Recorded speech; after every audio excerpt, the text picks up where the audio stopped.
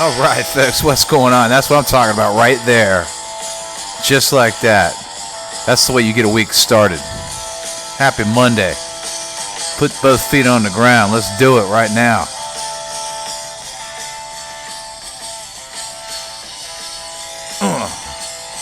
No better way to get it going. How's it going? By the way, this is Michael. Yeah. In the wee hours of the night. Their daily trivia question. Once again, where we always have the coffee pot going. I have been out of my element a little bit, folks. I have. It's been a couple of weeks since I was on my YouTube. All my other platforms are up daily for the trivia question, but YouTube has been inactive simply because I've just been so busy working both of my jobs. Been wrapping up my master's program at NC State, getting ready to get my master's degree. Had to finish that portfolio and summation and turn that in, etc., etc. Anyways, I'm back. I am back getting it started for, like I said, a brand new week. Happy Monday. Enough excuses, folks. Let's get on with it. The answer to the previous trivia question from April 5th, like I said, it's been a couple of weeks, folks, was the first presidential veto. And, of course, we're talking about Mr. George Washington on April 5th of 1792, way back when. President Washington flexed the muscle, if you will, of the executive branch just a bit when he used the first presidential veto of legislation in American history. And my research revealed that this was the first time in the history of modern democracies, which was very, it makes it even more significant and historic. Now, this occurrence in American politics was the first kind of use of the check and balance system, if you will, and in our country's democratic system. So it has carries a lot of weight, this occurrence by George Washington, the first use of the presidential veto. This came down about due to an act that was trying to make its way through Congress at the time that was known as the Apportionment Act of 1792, all in April of that year, which this was out into motion in an attempt to establish the number of members of the U.S. House of Representatives. Now remember, this is all inaugural, right, in our country's humble beginnings, if you will. So there's a ton of legislation trying to be passed and standards and platforms that are trying to be built and made for our democracy that we know it as today. And all of this was trying to be set in stone, right? The Apportionment Act in April of 1792 was just that very kind of cause, if you will. Now, in a very early and initial version of the apportionment bill process, George Washington believed that the plan that was submitted to him that did pass in Congress divided the seats in the House in a manner and in a numerical sense that was not prescribed by the Constitution. And after all was said and done and went down in history, he was right, quite frankly. Therefore, on April 5th, 1792, he vetoed it and became the first president of the United States to use this power and check and balance of the executive branch. That, of course, say it with me, was the focus of the previous trivia question. The next day, the House attempted to override the president's veto, which is allowable, again, under the check and balance system of our country, but that failed to reach the two-thirds vote required. And on April 10th, they went back to the drawing board, if you will, and efforts began to revise the bill a third time. Now this, three times the charm, right? This passed in Congress, and on the 10th, it was submitted to George Washington's office.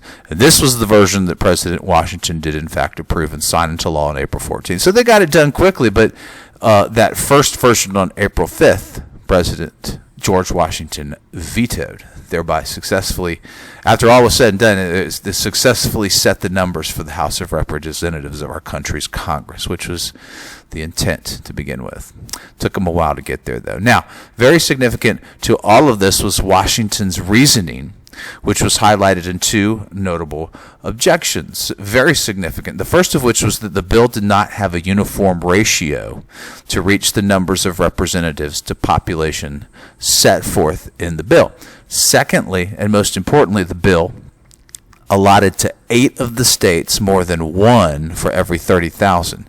Now, this was delimited. This was a stipulation that was delimited by Article 1, Section 2 of the U.S. Constitution. So he basically pointed out the fact that the Constitution did not allow for these stipulations. More specifically, and highlighted in his points was the second point there.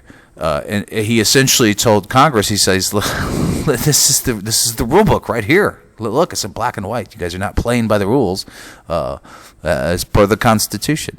And like I said before and alluded to when all was said and done, he turned out to be right. A couple of cool geek factoids about this first use of the presidential veto by George Washington. Washington feared that a veto would incorrectly portray him as biased toward the South, and that was a valid concern, but it was none other than Thomas Jefferson who convinced him otherwise and convinced him to go ahead and move forward with vetoing that first and foremost original version of the Apportionment Act. George Washington would exercise his veto power only one other time during his 2 terms in office, but the other one was significant, not making light of that, but it had to do with something with military cavalry, something to that effect, if my research serves me correctly. It was not as important and significant by any means as the first presidential veto. All right, folks, like I said before, let's put both feet on the ground, grab a very strong cup of coffee, maybe 2 even, and get this week started.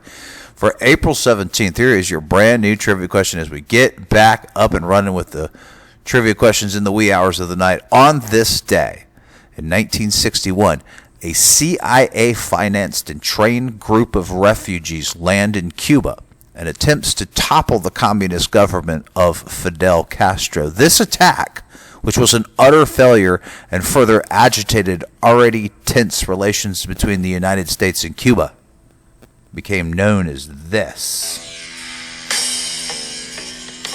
Too easy, folks. Get the week started. Good luck with that nonetheless.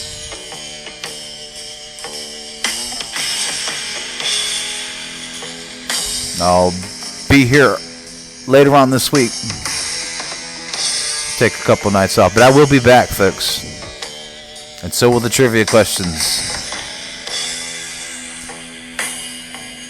Have a marvelous Monday. And a wonderful week.